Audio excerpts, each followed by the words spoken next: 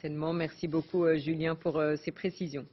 Savez-vous que la France est le premier producteur mondial de lin, une fibre essentiellement utilisée dans le textile, plébiscitée pour sa fraîcheur et sa solidité. On en fait des vêtements, des draps ou des rideaux, mais cet été, les liniculteurs, c'est ainsi qu'on appelle les producteurs de lin, sont inquiets. La récolte est décevante à cause des mauvaises conditions météo. Dans la Somme, Juliette Baeza et Alexandre Lépiné. La machine tourne enfin à plein régime, après plusieurs semaines au ralenti. Dans ce champ de lin, la récolte se termine péniblement, retardée par la pluie.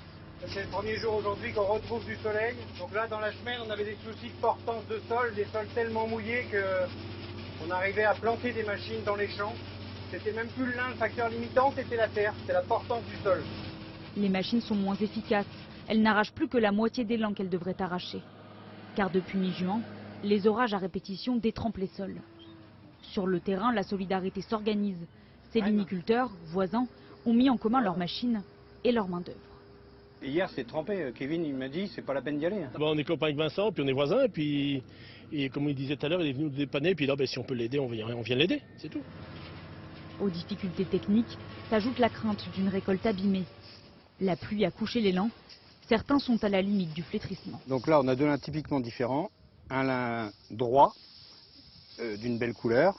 Et là, on a un lin qui est courbé à cause de l'averse et qui est tout gris, en fait, qui est à la limite du pourrissement. Le problème avec ça, c'est avoir des fibres qui résistent pas, qui cassent. Alors que là, on aura des fibres beaucoup plus solides. Et en fait, les marchés, ce qu'ils demandent, c'est une fibre solide. C'est certain, une partie de la récolte sera perdue. Entre 30 et 40% de sa production, estime ce liniculteur. Pour autant, la majorité des fibres devrait malgré tout trouver preneur. On aura peut-être moins de bonnes matières haut de gamme pour aller sur la filature, faire des fils très fins. Mais le basique du lin, c'est quand même une qualité intermédiaire. Et ça, on aura, à mon avis, la matière pour répondre. Des débouchés peut-être moins rémunérateurs, mais toujours bienvenus. La France est le premier producteur mondial de lin, avec près de 10 000 exploitations agricoles sur son territoire.